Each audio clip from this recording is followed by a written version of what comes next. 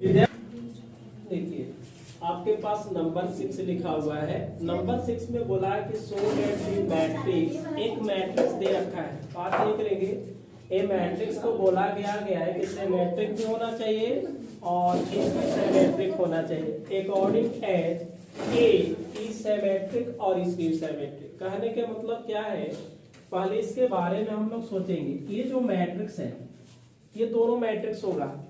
पहला मैट्रिक्स क्या होना चाहिए, सिमेट्रिक होना चाहिए, और दूसरा क्या होना चाहिए, इसकी सिमेट्रिक। इसको हम लोग सोल्व करेंगे। सिंस ए इज, ठीक है, पहला क्या लिखेंगे, सिमेट्रिक, एंड क्या होगा,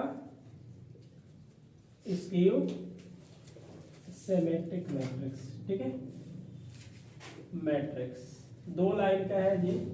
तो देन अब बताइए, ये जो मैट्रिक्स है दोनों काम कर रहा है। तो हमने डिफिनेशन पढ़ रखा है कि डिफिनेशन में होता है क्या है कि कोई भी अगर स्क्वायर मैट्रिक्स है और वह सिमेट्रिक होना चाहता है तो उसकी जो ट्रांसपोज होगा कोई चेंज होगा नहीं। ठीक है, दूसरा क्या बात है भाई, अगर यह मैट्रिक्स क्या है, इसकी सिमेट्रिक है तो इसका ट्रांसपोज क्या होता है, नेगेटिव आ जाता है। बात समझ में आ रहा है ना। खुद बोला हुआ है, ये खुद बोला हुआ है कि अकॉर्डिंग एज ए, ठीक है, सिमेट्रिक भी होना चाहिए और इसकी, ये लिखना हमें जरूरी होगा। रुक जाओ थोड़ा सा इसको देखो। यह मैट्रिक्स को चेक करना है कि पहले क्या होना चाहिए, सिमेट्रिक, उसके बाद क्या होना चाहिए, इसकी सिमेट्रिक। हमने इस मैट्रिक्स को लेट माना कि x बराबर एक मैट्रिक्स दिया है, कोई दिक्कत तो नहीं है। ये इस मैट्रिक्स के हमने ऐसे लिख सकते हैं कि बी और इसको एक कॉन्स्टेंट, जो तीन मैट्रिक्स है ना, किसी दो मैट्रिक्स का अंदर डाल देना है, कोई दिक्कत। किसी भी दो मैट्रिक्स का हम लोग एक साथ लेंगे, या तो बी डैश ए को लेंगे या ए बी को लेंगे, या तो यहां से मतलब ले लेंगे। ठीक है, पहला कंडीशन में हम लोग सोल्व क्या करेंगे, इस सिमेट्रिक होना चाहिए।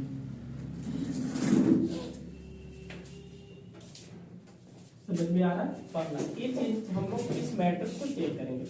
तो x बराबर क्या है, b डैश ए बी है। अब इस वाले मैट्रिक्स को हम लोग क्या करेंगे, ट्रांसपोज करेंगे भाई। तो b डैश, इसको क्या लिखेंगे, ए बी, और सभी के ऊपर भी क्या लगा देंगे, डैश लगा देंगे।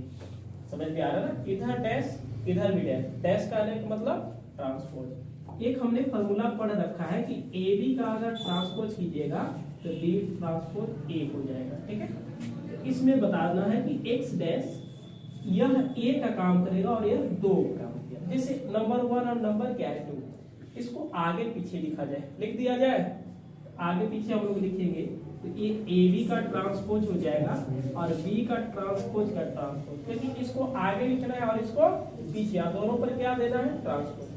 किसी भी मैट्रिक्स का अगर दो बार हम ट्रांसपोज करते हैं तो फिर से वही मैट्रिक्स मिल जाता है। यहां से लिखेंगे x dash equal to b dash a dash, लिख सकते हैं b डैश a डैश, और ये क्या आ जाएगा, b आ जाएगा, लिख सकते हैं ना।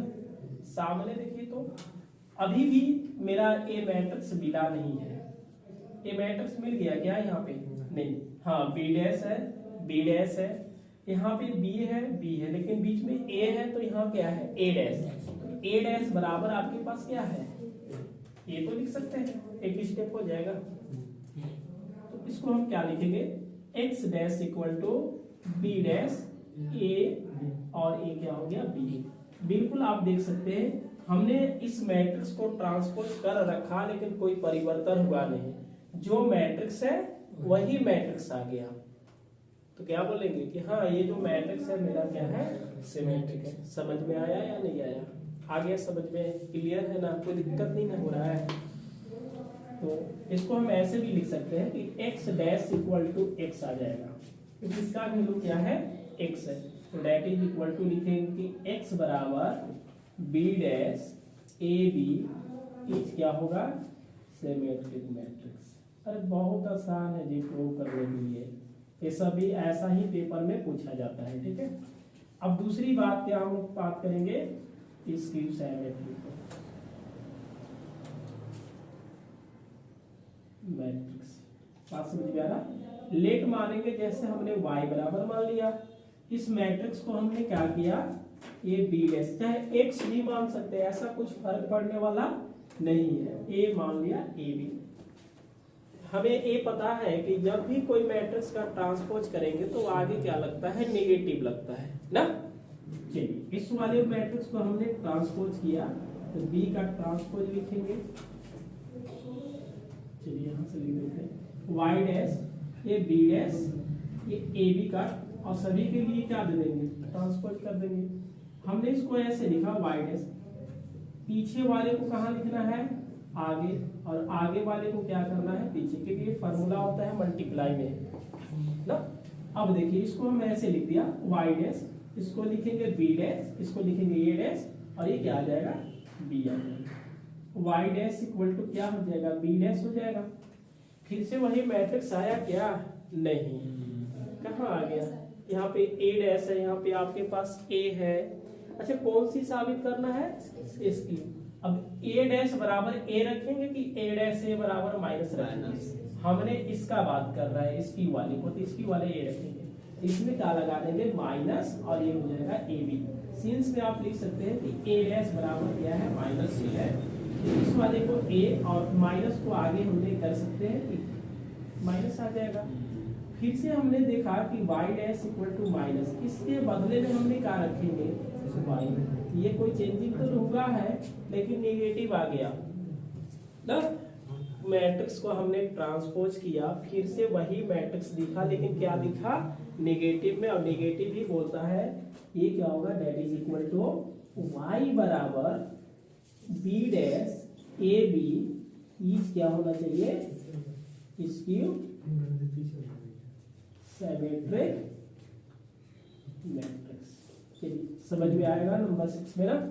तो आप बिल्कुल इसको समझ लीजिए, ये खुद बोला हुआ है कि अगर ए एक सिमेट्रिक है और इसकी सिमेट्रिक है, इसकी ट्रांसपोज करेंगे तो ये मिलेगा, और इसकी ट्रांसपोज करेंगे तो माइनस ए मिलेगा। इसलिए हमने x मतलब इस मैट्रिक्स को हमने एक मैट्रिक्स माना जिसका नाम x है, ये दोनों का बंद कर देंगे, है ना। सिमेट्रिक में हम चेंज करेंगे तो इसको x के रूप में चेंज किए तो कोई परिवर्तन नहीं हुआ, इसलिए सिमेट्रिक हो गया। इसमें स्क्यू वाला में देखे तो चेंज किए तो माइनस आ गया, इसलिए क्या हो गया, ये स्क्यू सिमेट्रिक मैट्रिक्स हो गया। बिल्कुल आप इसको नंबर लिखेंगे, उसके बाद हम लोग कंटिन्यू आगे देखेंगे।